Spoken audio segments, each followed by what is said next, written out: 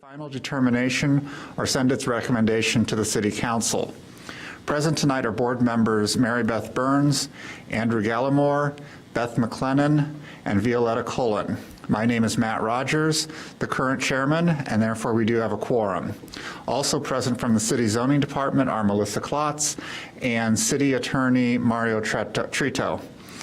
This is a formal hearing, and there are rules that govern our proceedings. Most important, only one person speaks at a time to accurately record the proceedings. Anyone who wishes to address the board regarding any matter on the agenda will have the opportunity to do so at the appropriate time. Our normal procedure is to hear from the staff on the documents on file. We will then receive testimony and other evidence from the applicant or appellant. After hearing from the applicant or appellant, any person with a legal interest in property located within 500 feet of the subject property may present evidence, reasonably question witnesses, or seek a continuance of the hearing. Next, others who wish to make a statement regarding the matter may do so at that time.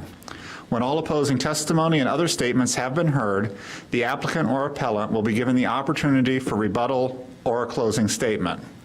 All testimony will be under oath. Although we do not apply the strict rules of evidence, please limit your testimony or statement to your personal knowledge. When you testify or make a statement, please state your name and address and be sure to sign up on the provided sheet. We are audio and video recorded in this space. Please make sure that you are at a microphone when asking questions or making statements so that you can be properly recorded. All proceedings are subject to broadcast at a later date. When all of the testimony, evidence, and statements have been received, the board will close the record and begin its deliberations. We usually try to adjourn by 11 p.m. Any matter not concluded on tonight's hearing will be continued to our next regularly scheduled meeting. We have just one item tonight on the agenda, which is the matter for 430 Asbury Avenue. Is the applicant present? All right. I will also make note that Clara Weinberg is one of our members, and she has joined us while I was reading the opening statement. So therefore, we still have our quorum, and we will begin tonight's business. The first matter on our agenda is the approval of minutes from our meeting on January 28th. Has everyone had an opportunity to read? Are there any comments, corrections?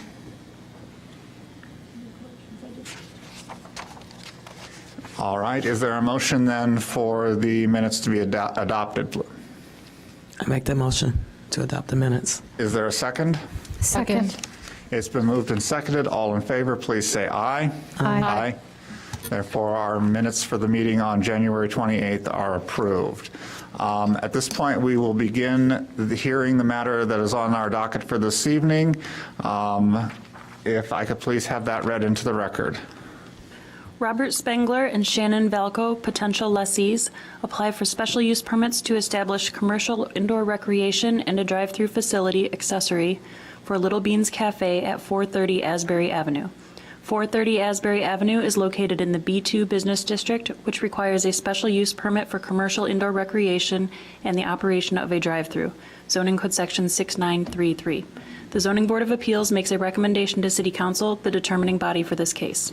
Documents included as part of the record are special use application submitted December 12th, 2013, standards form, zoning analysis, business plan, plat of survey dated June 9th, 1998, site plans, image of property, aerial view of property, zoning map, and Spark draft meeting minutes excerpt from February 26th, 2014. Thank you. I believe at this time, Ms. Burns has a statement to make. I'd like to note that I own property within 500 feet of the address, but I don't think that it's going to impact my ability to make a fair decision on this special use. Thank you. At this time, if I could have anybody who thinks they may be speaking on this matter be sworn at this time, please raise your right hand. Do you swear or affirm to tell the truth throughout the course of these proceedings? Thank you. If you'd please come to the microphone and tell us, begin with your name and address, and then tell us about your project. My name is Shannon Velko. I live in Evanston at 2341 Ridgeway Avenue. And I am the co-owner of Little Beans Cafe with my brother. My name is Rob Spengler. I live at 2531 North Sheffield in Chicago, Illinois, and I'm co-owner with Shannon. Little Beans Cafe is a family cafe and play space for kids 0 to 6 in our current location in Chicago, Illinois. We propose to open a Little Beans Cafe at this location. It would be a play cafe with a cafe for the community and for the patrons of our play spaces, which would service 0 to 6 kids on one side and about 5 to 12 on the other side. So we propose to have 2 play areas, one for 0 to 6, one for 5 to 12, with a small gymnasium, a couple classrooms, and our cafe. Should I tell you more about the business? Yes, please. I wasn't sure how deep to get it. We really strive to be a very large family focus of a community. Our current location, we reach families from all over Chicagoland to come play. We offer open play where you can drop in at any time during our open hours to play as a family. So in our current location, kids 0 to 6 can come with their parents or caregivers to grab a coffee. So we serve specialty coffee drinks, Intelligentsia coffee, paninis, and other food in our cafe. And they can play in the play space with their kids. The play space is an imaginative village, so it's meant to bring out imaginative play for kids, and it's a great family gathering place. We also offer classes, camps, birthday parties, workshops for parents and kids, all sorts of different activities throughout the calendar year. In this next location in Evanston, we plan to do the same, but in addition to that, we'll also have a space for older children so that families that have kids, in any range from 0 to 12 would have a place to go for them all to be entertained, while the parents can also enjoy a healthy meal, specialty coffee, and a nice community focal point. We plan to offer classes there, camps, different workshops, different, hopefully, partnerships with other city organizations. And, of course, our focal point is our drop-in play and breakfast, lunch, and a small dinner business. Go ahead, I'm sorry. I was going to say, to add on to this, currently we do not have a drive-through. I know that's one of the things we're going to be applying for here. The drive-through is strictly going to be beverages and previously prepared pastries. So we're not going to be serving any hot food necessarily through the drive-through. So it's mainly meant to just be a quick stop. We don't want to do any kind of kitchen backup with it. So it's not really going to be a fast food drive-through. It's primarily hot coffee and pastries, bagels, things of the sort. And how many employees do you propose to have on site at any one time? At any given time, currently we run on about 4 to 5, depending on the day, up to 6 on the weekends at our current location. This location, considering its size and with the drive-through and the other aspects of business, will probably have about 8 to 10, potentially 12 on the weekends. A full staff of approximating about 20. And based on the current design, what's your maximum capacity? We actually have not finished our capacity numbers yet. We know that our current play space is about 2,800 square feet, and our total capacity in that room, well, it was different. In Chicago, we couldn't set our capacity. They set it for us, and it was about, 160 some odd. And we actually have our own capacity. We keep count of the kids who come in, so we limit it at about 55 kids. It never would go over 60. That assumes 1.5 parents. Yeah, because typically on a weekday, there's rarely both parents. It's usually one parent. On the weekends, you'll definitely get more of both parents, and you'll even occasionally get the grandparent, aunt, uncle.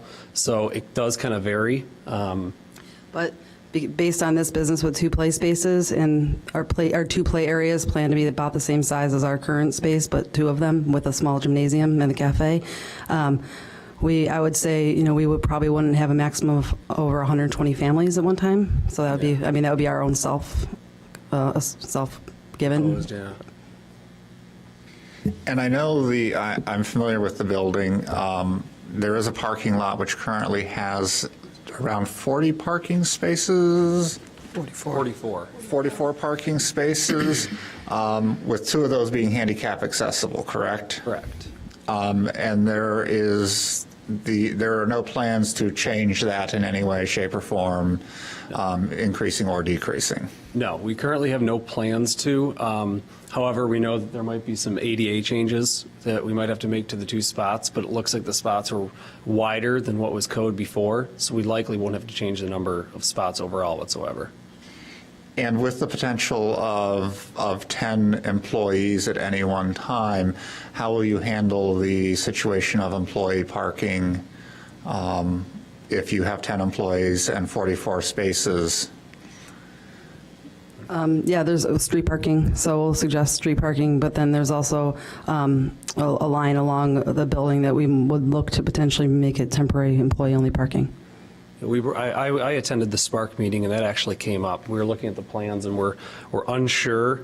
With the snow, it's been hard to get to the lot and actually get any measurements. So we're trying to find out if we can add about 7 or 8 parallel spots along the line.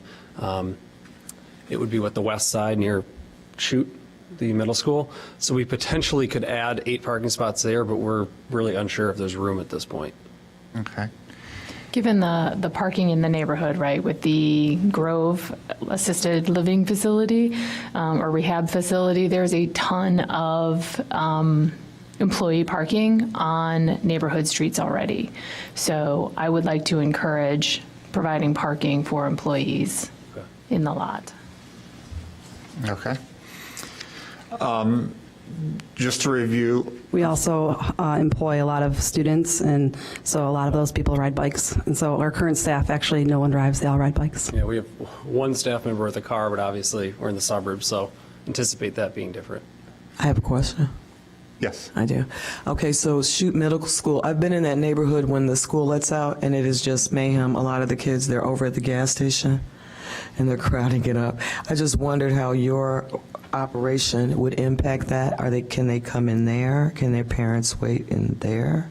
Well, yeah, absolutely. Our current, we have a seasonal, because our business caters to young children, we actually have like ebb and flow of our business during the day. So our busy time is 9 to 1, and then we slow way down. So school getting out is actually the slowest point in our business. So from, liability of the kids in and out of the space, it's actually a slower time for our business, but they will be welcome to use our cafe, which will be in the front of the building. And they're welcome to use it. However, they will not be able to hang out without purchase. Right, but they can come into your operation without their parent.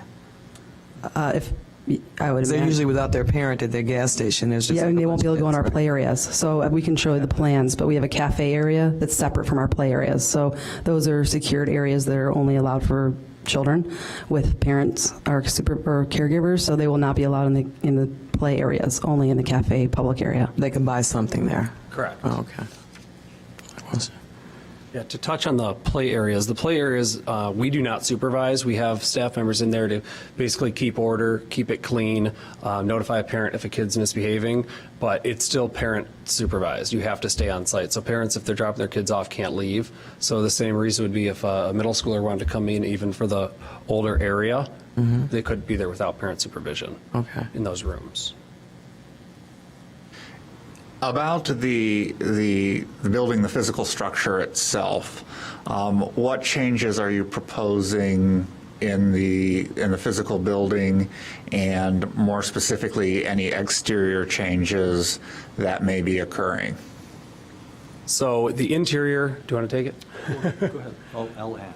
The interior, we're going to be doing a pretty extensive build out. As you all know, it's an empty space as of now. So obviously new walls, we're going to be removing the drop ceiling, so we'll be exposing it.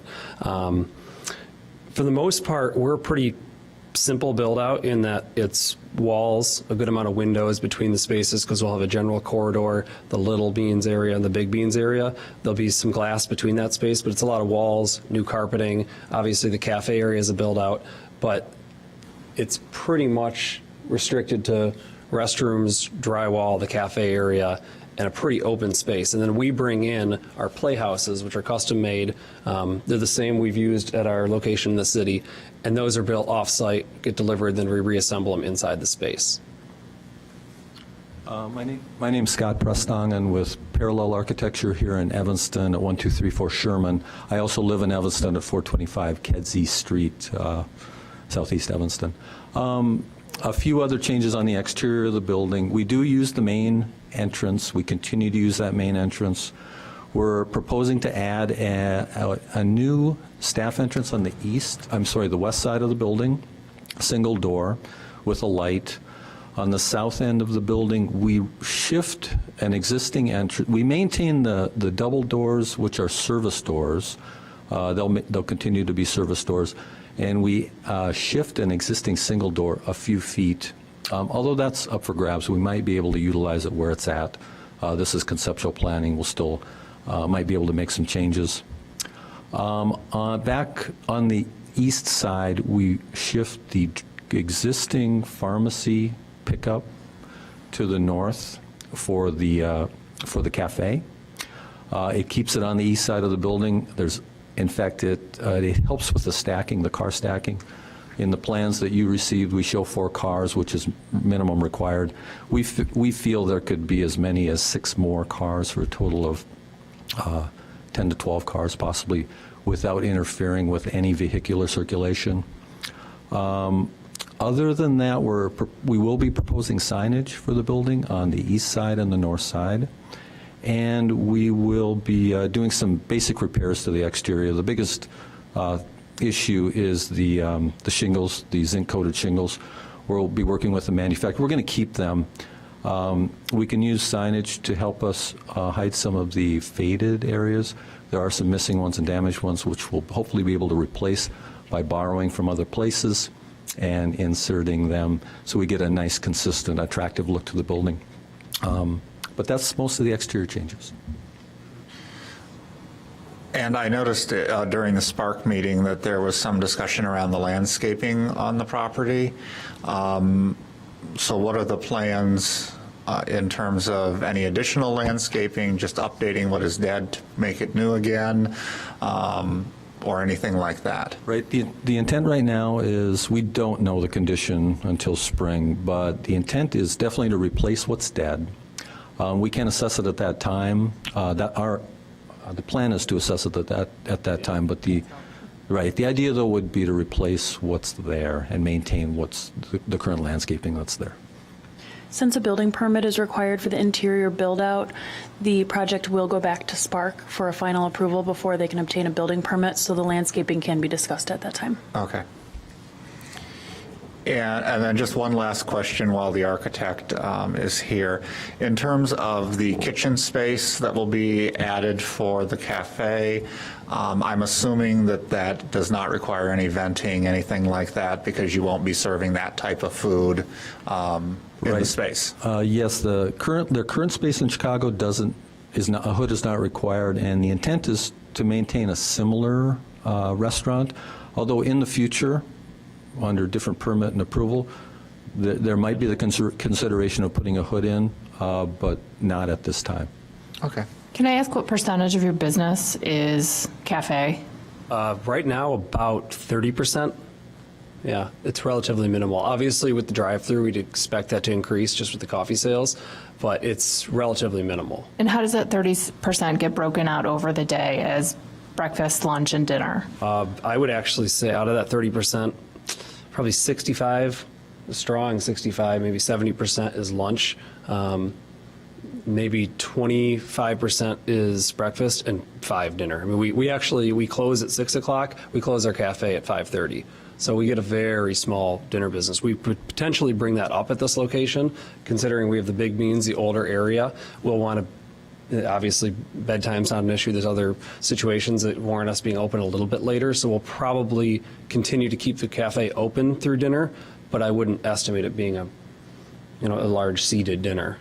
And that 65% that you have at lunch, is the bulk of that from parents who are already there with their kids, or Almost all of workers stopping by for lunch? Yeah, almost everybody. We do sell the occasional coffee to people in the neighborhood, but our area, Chicago's relatively quiet. There's a vacant lot to our left that's just now being built up. There's not really any office buildings, so we don't have that many outside sales. And the food that you serve, is it made on site? 100%, yeah. It's basically, our menu consists of a few different salad options and then paninis. So we were talking about the hood. Currently, we didn't need a hood because we just have a couple of panini presses. We build the sandwiches. There's, 6, 7 different offerings, and we can custom make them because obviously kids are picky. And then either served cold or panini pressed. And that's the majority of our food sales. We do pastries, only I'd say they're brought in from an outside baker. We don't bake on site, and we wouldn't here either. The majority of it's sandwiches prepared to order. So, go ahead. We propose in this new one a very similar menu. We anticipate increasing our salad options, like a chopped salad bar, and then probably a few more soup and a little more rounded out menu, but the same general idea. And one thing that we need to work with the city on, understand what the requirements are behind a hood, because I know every municipality is different. We would potentially put in one of the impingers. It's kind of what you'd see at a small version of what you'd see at a Potbelly, where a sandwich goes in, goes under the heat, and then drops out. We'd potentially add that to the kitchen. You can get a lot more offerings, but for the most part, it's paninis and the Turbo Chefs, which you'll see at just about any Subway, even Dunkin' Donuts. And so because you guys are making sandwiches on site, making food on site, how many days a week are you guys getting deliveries? We currently get deliveries once a week from GFS. Before that, we worked at Cisco, is also just once a week. I still shop at Costco a good amount for a handful of things. I personally think they have better produce. Here, I would say we'll probably get 2 deliveries a week, especially considering the increased traffic with coffee. Milk deliveries could potentially be up to 3 times a week. Obviously, we would, sometimes at GFS and Cisco, you can't fully dictate when they come, but a milk delivery, we definitely want that to be in the morning before we opened. And the intention, if I'm correct, is that this is to be on the south side of the property for deliveries through the back door? Right. There's an existing loading berth. We do protect that in the proposed plans. We'll keep that same space, although there is an existing lift there that we don't know if it functions at all. We might remove that. We'll look into that in more detail. But the same location for the loading berth. Okay. And for the cafe, is everything disposable? What do you mean? Meaning plates and silverware and cups and...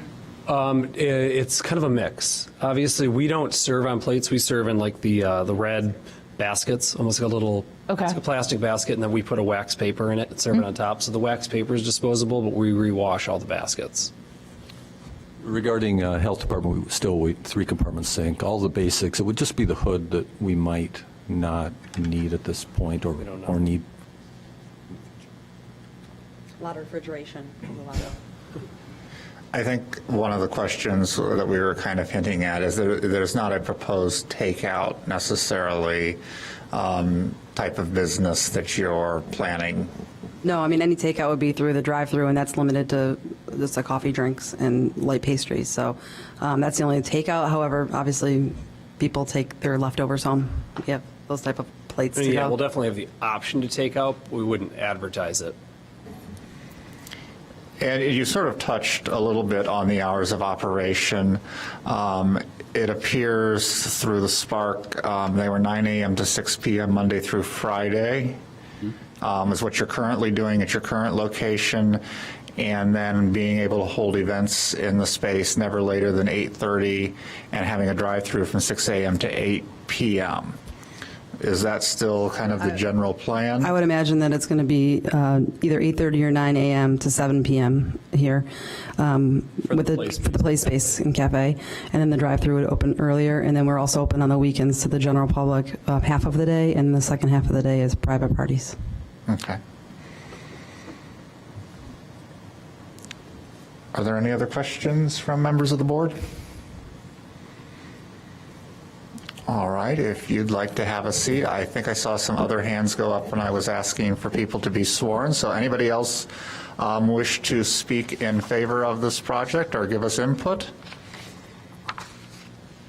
Anybody wishing to speak against the project? Seeing no hands at all, that gives you the opportunity to add anything you'd like to say in summation, or you don't have to. All right. With that, seeing that nobody else has anything to say from the audience, we'll go ahead and close our record and begin our Oops, wait, I'm sorry, somebody is raising a hand. I live like a half a block away, and I'm really welcome. Could you step up to the microphone, please, and just tell us your name and address? My name is Bob Kilbasa. I live at 1217 Oakton, and I wanted to say that I live a half a block away, and I think it's great that something is finally going in there, so welcome. Thank you. All right, thanks. I see other people now wanting to raise their hand. Okay, I wasn't sworn in, so whatever I need to do to be Yes, sworn do you in. swear or affirm that the testimony you'll give will be truthful? Yes, I do. Thank you. My name is Cynthia Siziski, and I've owned a business across the street at 433 Asbury since 1997. And many of my clients, as well as my staff, miss the OSCO being there, and we would love to have you come. Thank you. Thank you. All right, we'll go one more round. Anybody who has anything they'd like to add? If not, we will go ahead and close the record and begin our deliberations at this point. As someone who, I don't think this is in my ward anymore, originally started off in the 8th ward and I believe has now moved to the 9th ward. I have seen this location sit empty for a number of years and am excited that something is going in. I think this type of a business is something that's unique and would bring a lot of benefit to this neighborhood. And there seems to be a lot of anticipation for it, a lot of excitement around the potential of something like this happening. So I think that this is a brilliant use of this space. Bringing something in that's very different and would hopefully become a destination not just for Evanston families, but people throughout North Chicago, Wilmette, all around us, Skokie, places like that. I agree. I live 2 blocks away. I agree with you wholeheartedly. So. We all live near it. That's mysterious. At this point, whenever we are presented with an issue for special use, we are a recommending body to the City Council, and we have a number of standards that we must find have been met in order to make a positive recommendation to City Council. So at this point, we will go through those standards for a special use. Before you go through those, can we talk about hours of operation? Yes. So I know that when we talk about hours of operation for generally takeout and places like that, we're a 6 a.m. to midnight. But those sorts of places are in a much more commercial location. And in my opinion, this isn't a terribly commercial place. There's, the corner is commercial, but beyond that, it's all residential. So I'm not sure that the set of hours, those hours that we normally give for a food place makes sense here. Does anybody else have any thoughts on that? I mean, my feeling is that in this particular use and what it is proposed to do, the main focus is not the restaurant, so setting more restrictive hours than we typically would do. I think if we look at the hours that they are proposing, they fall in a much more compacted time than we normally would give. Okay. And so I am perfectly fine doing a 6 a.m. to 10 p.m. As part of our time, and I'm looking at the applicants who are both nodding at me, so I'm assuming that means those hours would be fine with them as well. I'll take exception. That's fine. So everyone seems to be on board with that. So with that now, we will go through the standards for special use.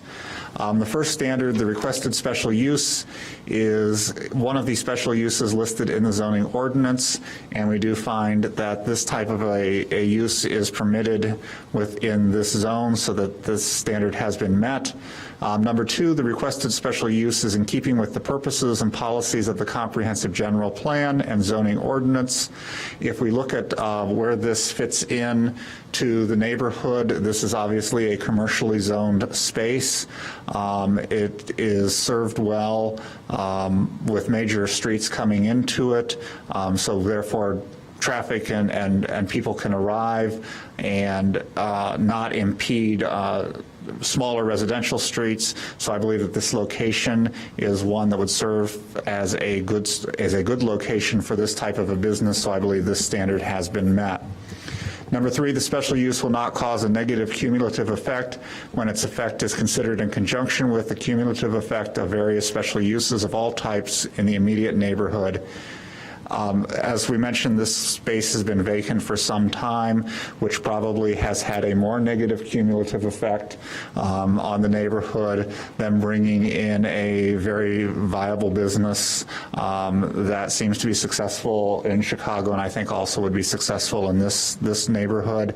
Everything that I have heard in meetings that I've been in through 8th and 9th Ward meetings, it's been very positive feedback. Everybody is excited that something is coming here. So I do not believe that this particular type of business will have any sort of a negative cumulative effect, quite the opposite. So that standard has been met. Number 4, the requested special use does not interfere with or diminish the value of property in the neighborhood.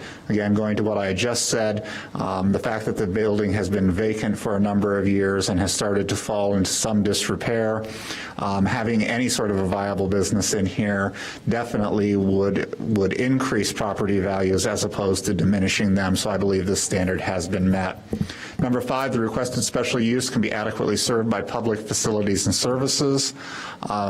Because of the fact that we do not see this type of a use requiring any sort of special facilities or any sort of special services provided by the city, I believe this standard has been met. Number 6, the requested special use does not cause undue traffic congestion. The fact that this is located at 2 major streets, Asbury and Oakton, means that it can be adequately served by people who want to get to this location without having to cut through residential streets. They can drive straight into the city and arrive right to this location. I believe this standard has been met. Number 7, the requested special use preserves significant historical and architectural resources. I am unaware of any historical or architectural resources related to this particular property. And as I mentioned before, the building has started to show some wear since it has been sitting vacant for some time. So I believe standard number 7 has been met. Number 8, the requested special use preserves significant natural and environmental features. Again, this particular location doesn't seem to have much in terms of environmental or natural features. We've heard some discussion on the landscape. Most of what is there seems to be kind of beaten up and neglected, so the fact that we probably will be bringing in some more environmental features to this particular property, I believe this standard has been met. And number 9, the requested special use complies with all other applicable regulations of the district in which it is located and other applicable ordinances.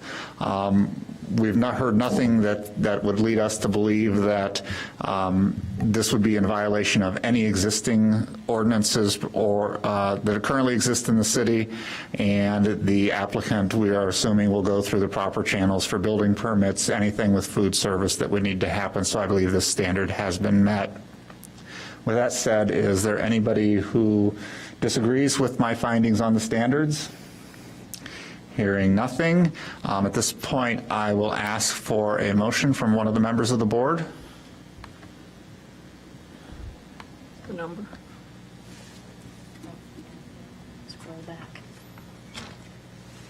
You want to do one? You can go ahead. I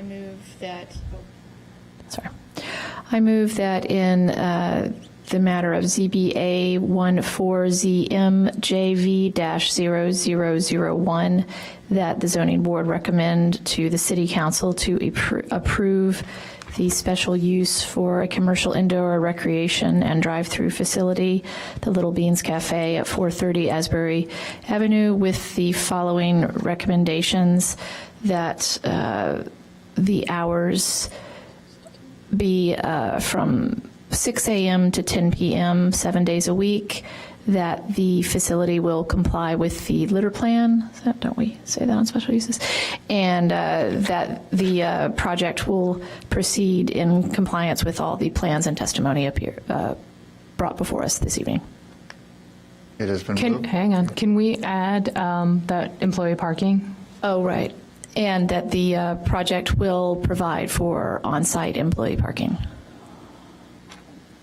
Is there a second? Second. It's been moved and seconded. All those in favor, please say aye. Aye. Aye. Any opposed? With all of us present tonight, 6 of us voting in favor, it'll go to City Council with a favorable recommendation. Good luck on your project. Look. That is the only matter that we had before us this evening. We do have our next meeting is scheduled for the 18th, which is 2 weeks from tonight. I would like to make a recommendation that we postpone our meeting by a half hour on that night, since it is the day for voting in primaries in this state, to make sure that any of us who wish to vote are given ample opportunity to do so, since I know some of us do come from the city, and it's kind of a tight challenge to get here sometimes by 7. So with that, if someone would like to make a motion for us to meet at 7:30 on the 18th, I would appreciate it. I move that we meet at 7:30 on March 18, 2014. Second. It's been moved and seconded. All in favor, please say aye. Aye. Therefore, we will be meeting at 7:30, not 7 o'clock at our next meeting on the 18th. Are there any other issues to be brought before the board? There are not. Thank you. With that, we will stand adjourned.